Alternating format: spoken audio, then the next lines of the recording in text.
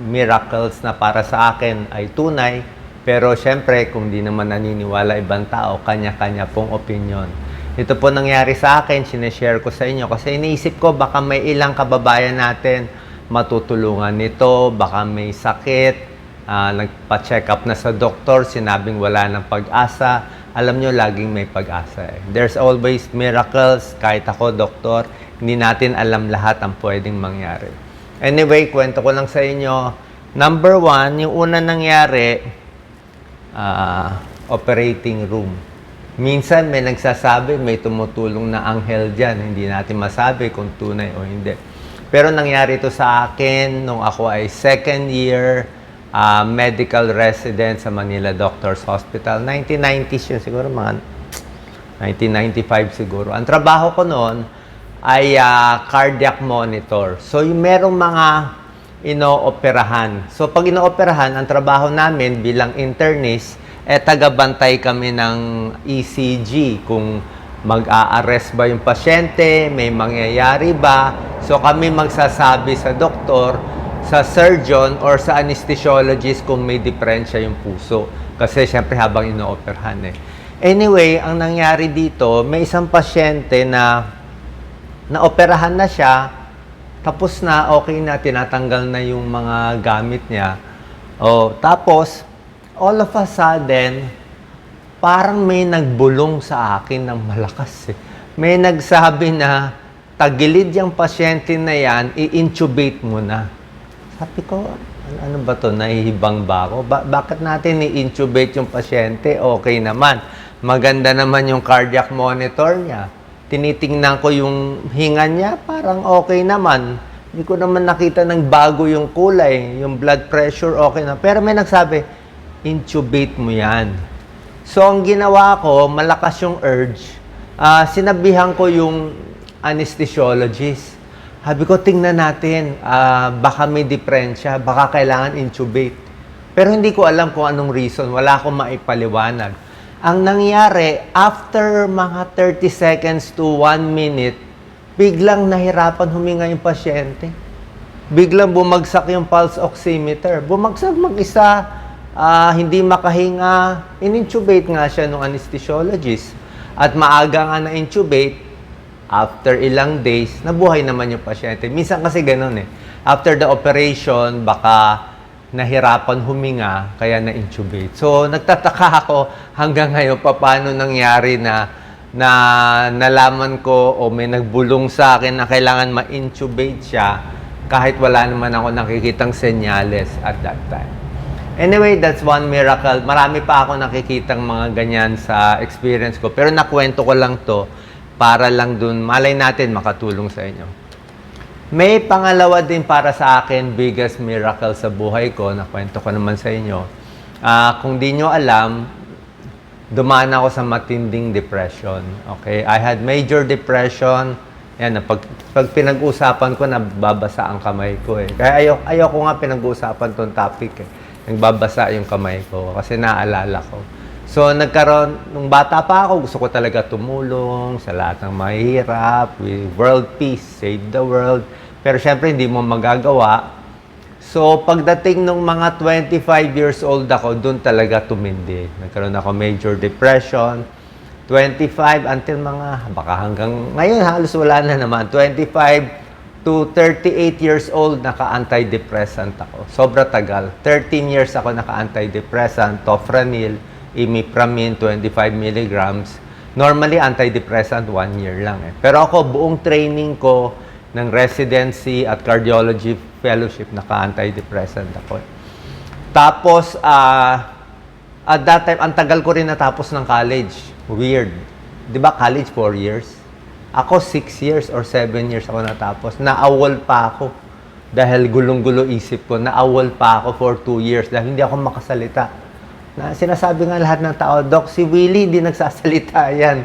Hindi yan nagsasalita, may stuttering yan. Ngayon, ang dal-dal-dal-dal.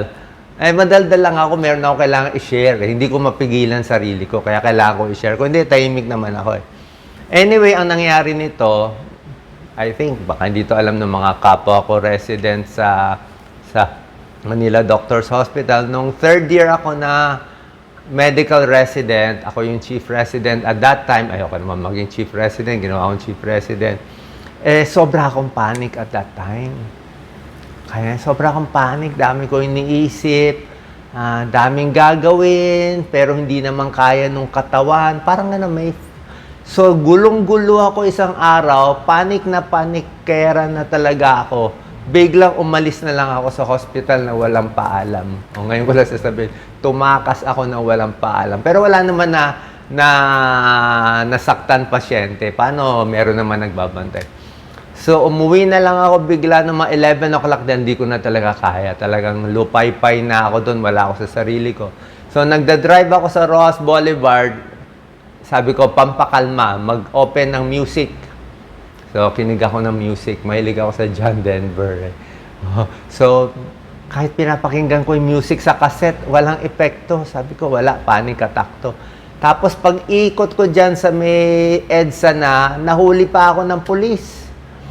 Wala nga ako sa sarili ko. Ewan ko kung beating the red light. Ewan ko ba. Tapos, yung pulis, sabi niya, may kasalanan ka, may ginawa ka. Hindi ko na alam kung ano sinasabi niya. Hinuli niya ako. Sabi ko, pasensya na, mamang pulis. May problema lang ako. Sabi ko, stress lang ako. Doktor po ako. Sabi nung pulis sa akin, doktor ka, hindi mo magamot sarili mo. Ginanon pa niya ako eh. Pero sige. Hindi na kita uhulihin. Alis. Okay naman, swerte. Pero sa sobrang panic ko, paakit na ako dyan banda riyan sa may Magallanes, EDSA. All of a sudden, hindi ko alam, nagkaroon ako ng urge magdasal at that time. Hindi kasi ako nagdadasal at that time eh. Meron kaming LQ ni God noon eh. May lovers quarrel kami. So, for the first time in 10, 20 years, doon ako first time nagdasal. Sabi ko lang, Lord, kung may tunay na Lord, tulungan mo ngayon. Ayokong mabangga, ayokong mapahiya. Kasi wala na nga ako sa sarili. So, nung sinasabi ko yun talagang, bihira lang tayo magdasal talagang taimtim eh. Nagda-drive ako nun eh. Tapos, after siguro 10 seconds, parang may mararamdaman ka kumakapal yung mukha mo.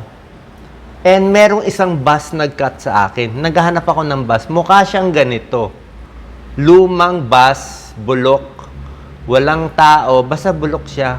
Mas bulok pa dito.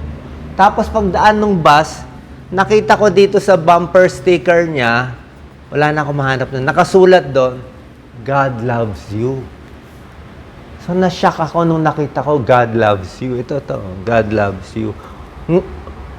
So, biglang may nagbulong sa akin na yan na ang sagot.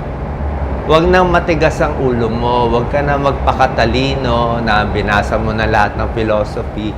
Yan na ang sagot mo. Diba? So, nung nandun, sinundan ko lang yung bus. So, pagsunod ko, nakauwi na ako. And by that time, umuwi ako kay Doc Lisa. Umiyak ako noon. Sabi ko, parang na-save ako today. And since that time, dahil nga doon sa miracle na para sa akin, medyo kumalma ako nung konti. Ayan, basta parang kami. So, nung kumalma ako konti, unti-unti, naka-recover. Actually, nabasa ko buong Bible eh.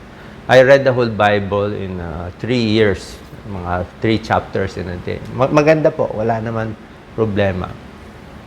Anyway, yun ang naging miracle sa akin. At mula nun, mula this time, medyo umayos na yung buhay ko. Kahit anong hirap, parang hindi na ako maabot sa total panic eh. Parang nandito lang siya. May kaba pero hanggang dun na lang. Hindi na umaabot sa malala. Parang ngayon, panic pero kaya ko. Kaya ko siya. Actually ngayon kaya ko na siya eh. So from that time on, lagi na kami nagcha-charity even before. Pakita ko lang, 2002, 2007, dito lang ako masaya. Pag tumutulong ako, lalo na yung mahihirap, dito lang ako masaya. Hanggang ngayon ginagawa namin, pero hindi ko na pinopost. Matandaan na kami eh. Hindi na pang posting eh. Hindi na siya pang posting. So, yun lang po. Nakita ko kung kayo'y depressed, maraming depressed ngayon, gulo, merong iba gusto pasaktan ng sarili, lalo na yung mga kabataan. Hanapin mo lang yung pinaka-mission and passion mo. Di bali nakakaya. Para tong video ko, sasabihin na iba nakakaya. It doesn't matter. I don't care. Kasi yun ang tunay eh. Yun ang tunay para sa akin na bago. Okay? And after that time, lagi nang okay. Lagi nang okay, na ayos. Tuloy-tuloy na yung pagtulong namin. Napunta na tayo kung saan-saan. Napunta na tayo sa YouTube, sa Facebook. Tulong lang naman lahat to. Wala naman monetize at that time. Lastly, pakita ko lang sa iyo isang miracle din na para sa akin ito. Noong ako ay high school 4th year. Noong high school 4th year, kayong mga teacher, paggawa nyo to sa mga estudyante nyo. Pinagawa kami noong 1980 sa Xavier School ng time capsule. Sabi ng teacher namin, hindi ko nakilala kasi sino yung teacher, gumawa ka ng time capsule, sumulat kayo sa isang papel, natago pa ng classmate ko. Sumulat ka sa isang papel, ano gusto mo mangyari sa buhay mo in 25 years. So, sinulat ko to 1980, age 17. Ang ganda pa ng sulat ko, hindi pa sulat doktoryan. By 2000, basta after 25 years, 42 or whatever age, ano gusto mo mangyari? So, ang unang question, sino ka na? Sabi ko, magiging doktor ako siguro at magiging writer ako siguro. Yun ang iniisip ko noon, 17. So, siguro naman nagkatotoo. Number 2, ano meron ka? What do you have? At 17 years old, ang nilagay ko, what do you have? Sabi ko, gusto ko tumulong sa millions. Nilagay ko dito, 1 million friends. Hindi ko naman alam na may Facebook friends at that time. Pero, so at that time, hindi ko alam pa paano ko magagawa. Kaya siguro not depressed. Nilagay ko dito, 1 million friends. And the last question, if tomorrow you will die, if tomorrow you will not wake up anymore, ano gagawin mo? Ngayon, matanda na tayo. Baka hindi na tayo gumising bukas ako. So, sabi ko dito, at 17 years old, I should have at least hundreds of people to carry on my work. Kaya ako siguro ginagawa tong video. Hindi ko alam. Pero maganda tong experiment. Maganda tong gawin. Maganda ilabas mo lang kung ano yung talent mo. Kahit corny, kahit nakakaya, it does not matter. Sana makatulong tong video na to.